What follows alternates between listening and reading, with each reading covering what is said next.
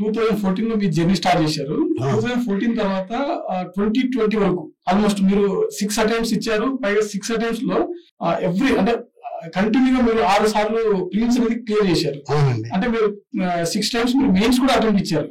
So మీ journey mains వైపు 6 times వరకు వెళ్ళారు కదా సార్. ఆ జర్నీలో మీరు తుది ఫలితాలలో క్రాక్ చేయకపోవడానికి కారణాలు ఏంటి సార్? మీకేం అర్థమైంది సార్ అప్పుడు? సో 2014 మీరు అన్నట్టుగానే నా ఫస్ట్ ప్రిలిమ్స్. అప్పటికి టు బి ఆనెస్ట్ ఏంటంటే అప్పటికప్పుడు అనుకోని రాసిన ఎగ్జామ్ కాబట్టి జస్ట్ ప్రిలిమ్స్ క్లియర్ అయింది. ఆ ఇయర్ కి వాస్తవానికి చెప్పాలంటే నాకు మెయిన్స్ కి అంత ప్రిపేర్నెస్ లేదు. కానీ ఈ ఎగ్జామ్ కి ముందు వెళ్తున్న కొద్ది అటెంప్ట్స్ ఇస్తున్న కొద్ది నాకు మెయిన్స్ పైన కొంచెం అవగాహన రావడము. అండ్ 2016 లో I gave my first interview, 17 లో రెండో ఇంటర్వ్యూ అండ్ 2020 లో థర్డ్ ఇంటర్వ్యూ. సో 3 సార్లు మెయిన్స్ పాస్ అయ్యాను. కానీ ఇంటర్వ్యూలో ఫైనల్ మెరిట్ లిస్ట్ లో నేను రాలేకపోయాను. ఇప్పుడు నేను ఒకవేళ వెనక్కి చూసుకుంటే నా ఆప్షనల్ హిస్టరీ అంటే ఫస్ట్ 4 అటెంప్ట్స్ నా ఆప్షనల్ హిస్టరీ. సో మేబీ నాకు ఆప్షనల్ లో అంత ప్రాపర్ గైడెన్స్ లేకపోయిందేమో అనిపించింది.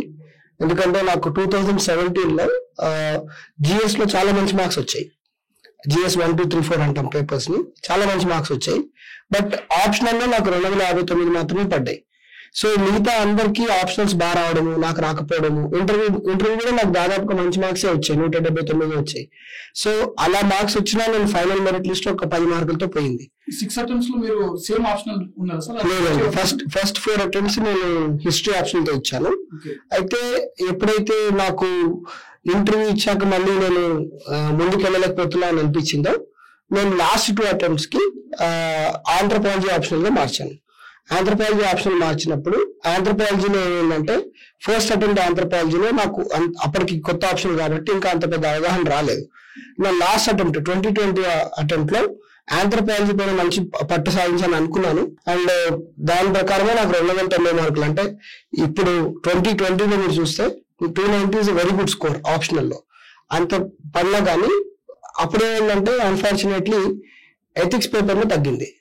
సో ఎథిక్స్ పేపర్ తో తగ్గడంతో మళ్ళీ నాకు ఓవరాల్ కట్ ఆఫ్ అనేది 4 మార్కులతో మిస్ అయింది.